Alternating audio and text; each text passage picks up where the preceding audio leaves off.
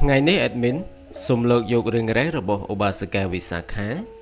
គឺជាសាច់រឿងដ៏ល្បីល្បាញបំផុតមួយនៅក្នុងព្រះពុទ្ធសាសនាដែលបង្ហាញអំពីគំរូនៃស្ត្រីដែលមានសទ្ធាជ្រះថ្លាចំណេះដឹងភាពឆ្លាតវៃនិងរូបសម្បត្តិដ៏ល្អឥតខ្ចោះនេះគឺជាជីវប្រវត្តិសង្ខេបនិងគុណសម្បត្តិរបស់ឧបាសិកាវិសាខាសូមលោកយាយលោកតាពុកម៉ែបងប្អូនរីករាយទស្សនានិងស្ដាប់ដូចតទៅ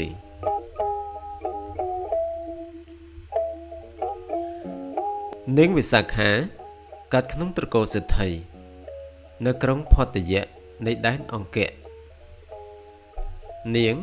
គឺជាបុត្រីរបស់ធនជ័យសេដ្ឋីនិងនាងសុមនីទេវីហើយត្រូវជាចៅស្រីរបស់មេនកៈសេដ្ឋីនាងមានលក្ខណៈពិសេសដែលហៅថាបញ្ចពិតកល្យាណីស្ត្រីដែលមានសម្រស់ល្អ5យ៉ាងទី1សក់ល្អសក់ខ្មៅរលោង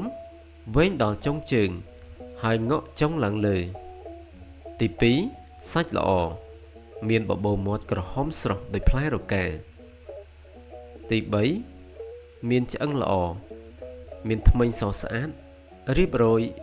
ដូចជួបពេជ្រទី4សម្បុរល្អសម្បុរស្បែកម៉ត់រលោងបើពណ៌សគឺសដូចផ្កាម្លិះបើពណ៌ខ្មៅគឺខ្មៅរលោងនិងទី5វ័យល្អទោះបីមានបុត្រច្រើនឬមានអាយុច្រើនក៏ដោយក៏សម្រស់នៅតែក្មេងខ្ចីដោយស្រីក្រមុំអាយុ16ឆ្នាំកាលនាងមានអាយុទើបតែ7ឆ្នាំលោកមេនកៈសេដ្ឋីជាជីតាបាននាំនាងនិងបរិវារទៅកោតព្រះសម្មាសម្ពុទ្ធបន្ទាប់ពីបានស្ដាប់ព្រះធម៌រួចនាងវិសាខាបានសម្រេចសោតតាមបដិផលក្លាយជាអរិយបុគ្គលថ្នាក់ដំបូងតាំងពីវ័យកុមារមកម្លេះនាងបានរៀបការជាមួយពុណវត្តនៈដែលជាកូនប្រុសរបស់មិគរៈសេដ្ឋីនៅក្រុងសាវត្ថីនៅមុនពេលចាក់ចេញពីផ្ទះឪពុករបស់នាងបានផ្ដល់ឱវាទ10ប្រការដើម្បីយកទៅអនុវត្តក្នុងគ្រួសារស្វាមីទី1ភ្លើងក្នុងគំនុំចេញរឿងរ៉ាវមិនល្អនៅក្នុងគ្រួសារកុំយកទៅនិយាយប្រាប់អ្នកក្រៅទី2ភ្លើងក្រៅគំនុំចូលរឿងមិនល្អរបស់អ្នកដទៃកុំយកមកនិយាយនៅក្នុងផ្ទះទី3គួរឲ្យដល់អ្នកដែលឲ្យគួរឲ្យខ្ចីវត្ថុដល់អ្នកដែលស្គាល់គុណនិងសងមកវិញទី4មិនគួរឲ្យដល់អ្នកដែលមិនឲ្យកុំឲ្យខ្ចីដល់អ្នកដែលមិនដែលសងឬមិនដឹងគុណទី5គួរឲ្យទាំងដល់អ្នកដែលឲ្យទាំងអ្នកមិនឲ្យបើបងប្អូនក្រីក្រមករកជំនួយទោះគេមានលទ្ធភាពសងឬមិនសងក៏ត្រូវតែជួយតាមសទ្ធាទី6គួរអង្គុយឲ្យជាសុខមិនត្រូវអង្គុយក្នុងទីដែលខ្ពស់ជាងឬរាំងផ្លូវមេដាបេដាក្មេកនិងស្វាមីទី7គួរដេកឲ្យជាសុខត្រូវរៀបចំទុកដាក់ការងារផ្ទះឲ្យរួចរាល់និងមើលការខុសត្រូវមេដាបេដាក្មេកមុននឹងចូលគេងទី8គួរបរិភោគឲ្យជាសុខត្រូវរៀបចំអាហារជូនមេដាបេដាក្មេកនិងស្វាមីឲ្យរួចរាល់ទៅខ្លួនឯងបរិភោគតាមក្រោយទី9គួរបូជាភ្លើងត្រូវគោរពមេដាបេដាក្មេកនិងស្វាមីប្រៀបដូចជាភ្លើងត្រូវប្រយ័ត្នប្រយែងក្នុងការបម្រើនិងទី10គួរថ្វាយបង្គំព្រះជុកត្រូវគោរពមេដាបេដាក្មេកនិងស្វាមីប្រៀបដូចជាទេវតាដំបូងឡើយមិគរៈសេដ្ឋីជាឪពុកក្មេកគឺជាអ្នកមានមច្ឆាទិដ្ឋិមិនគោរពព្រះពុទ្ធសាសនាឡើយប៉ុន្តែដោយសារសេចក្តីអត់ធ្មត់និងប្រាជ្ញារបស់នាងវិសាខានាងបានរៀបចំឧបាយកលឲ្យឪពុកក្មេកបានស្ដាប់ព្រះធម៌រហូតក៏សម្រេចធម៌ជាសោតាបានដែរចាប់តាំងពីពេលនោះមកមិគរៈសេដ្ឋីគោរពនាងវិសាខាខ្លាំងណាស់រហូតហៅនាងថាជាមេដាទើបនាងមានឈ្មោះហៅម្យ៉ាងទៀតថាមិគរៈមេដាការកសាងវត្តពុទ្ធបរមនាងវិសាខាបានលក់គ្រឿងអលង្ការដ៏មានតម្លៃរបស់នាងគឺអាវមហាលតាបសាធនៈដើម្បីយកថវិកា មកកសាងវត្តពុទ្ធិរាមថ្វាយព្រះសម្មាសម្ពុទ្ធនិងព្រះសង្ឃវត្តនេះគឺជាវត្តដ៏ធំមួយនៅក្នុងក្រុងសាវត្ថីដែលព្រះពុទ្ធជាម្ចាស់ធ្លាប់គង់នៅអស់រយៈពេល20វស្សាការកសាងវត្តពុទ្ធិរាមឬហៅពេញថាមិគរៈមេតុប្រាសាទគឺជាព្រឹត្តិការណ៍ដ៏អស្ចារ្យមួយនៅក្នុងពុទ្ធសម័យដែលបង្ហាញពីសទ្ធាដ៏មហិមារបស់នាងវិសាខាហើយមូលហេតុនៃការកសាងនេះមានដូចតទៅថ្ងៃមួយនាងវិសាខាបានទៅស្ដាប់ព្រះធម៌នៅវត្តចេតពុនមុននឹងចូលស្ដាប់ធម៌នាងបានដោះគ្រឿងអលង្ការដ៏មានតម្លៃមហាសាលឈ្មោះមហាលតាប្រសាធណៈដែលឪពុកក្មេកនាងធ្វើឲ្យក្នុងតម្លៃ9កោដកហបណៈខ្ចប់ទុកក្នុងសម្ពុតរួចផ្ញើនឹងស្រីបំរើ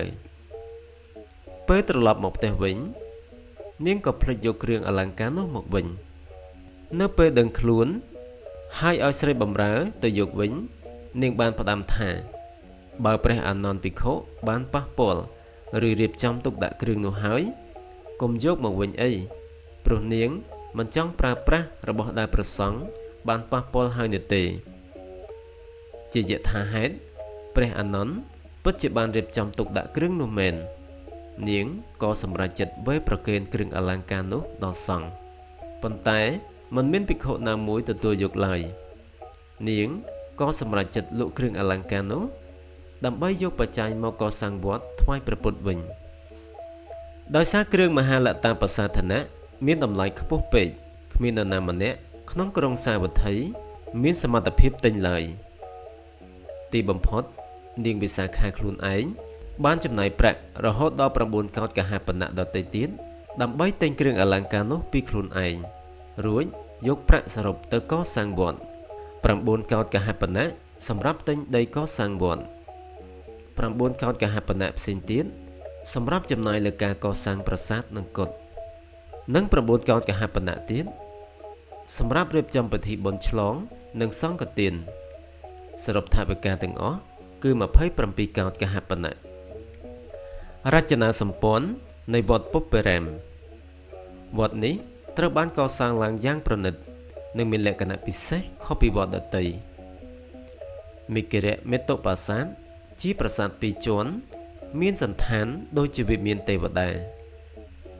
នៅជាន់ខាងក្រោមមាន500បន្ទប់នៅជាន់ខាងលើមាន500បន្ទប់សរុប1000បន្ទប់ព្រះសម្មាសម្ពុទ្ធបានចាត់តាំងព្រះមហាមុគលានឲ្យជាអ្នកត្រួតពិនិត្យការសាងសង់ដើម្បីឲ្យវត្តមានភាពរឹងមាំនិងស្រស់ស្អាតតាមពុទ្ធបំណងការកសាងវត្តនេះប្រើរយៈពេលសរុបរហូតដល់9ខែទើបរួចរាល់ជាស្ថាពរវត្តនេះ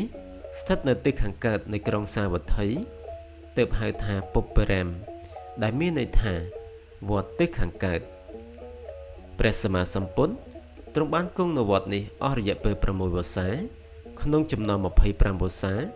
ដែលទ្រង់គង់នៅក្រុងសាវត្ថីនៅថ្ងៃបុណ្យឆ្លងវត្តនាងវិសាខាបានដើរព័ទ្ធជំនាញប្រាសាទដោយសេចក្តីរីករាយយ៉ាងខ្លាំងហើយបានពោលជាឧទានគាថាថានាងបានសម្រេចបំណងប្រាថ្នាគ្រប់យ៉ាងហើយចាប់តាំងពីការប្រគេនបច្ច័យគ្រឿងសេនាសនៈនិងការបម្រើព្រះសង្ឃវត្តពុទ្ធិរាមមិនត្រឹមតែជាទីសេនាសនៈសម្រាប់ភិក្ខុសង្ឃប៉ុណ្ណោះទេប៉ុន្តែវាជានិមិត្តរូបនៃសិលធម៌នៃការចែករំលែកនិងការលះបង់ទ្រព្យសម្បត្តិដ៏លើសលប់ដើម្បីប្រយោជន៍រួមក្នុងវិស័យសាសនានាងវិសាខាជាឧបាសិកាដែលមានសទ្ធាមាំទាំបំផុតជាអ្នកទំនុកបម្រុងសង្ឃយ៉ាងសកម្មនាងពូកែដោះស្រាយវិវាទក្នុងចំណោមស្ត្រីនិងជួយណែនាំអ្នកដទៃឲ្យដើរលើផ្លូវត្រូវព្រះសម្មាសម្ពុទ្ធបានតែងតាំងនាងជាអេតតកៈអ្នកលើសគេក្នុងផ្នែកជាអ្នកដាក់ទានទាយិកានាងវិសាខារស់នៅរហូតដល់អាយុ120ឆ្នាំដោយរក្សាបាននូវសម្រស់ដ៏ក្មេងខ្ចីនិងសុខភាពមាំមួនជានិច្ចរឿងរ៉ាវរបស់នាងតែងតែត្រូវបានគេលើកយកមកនិយាយដើម្បីអប់រំស្ត្រីអំពីរបៀបរស់នៅការគ្រប់គ្រងគ្រួសារនិងការធ្វើបុណ្យទានបានលោកយាយលោកតាពុកម៉ែបងប្អូនចូលចិត្តនិងគាំទ្រនៅវីដេអូរបស់ខ្ញុំបាន សូមចុច follow page TikTok និង Subscribe នៅ Channel YouTube របស់ខ្ញុំបាទម្នាក់មួយដើម្បីទទួលបាននូវវីដេអូថ្មីៗជាបន្តទៀតសូមអរគុណ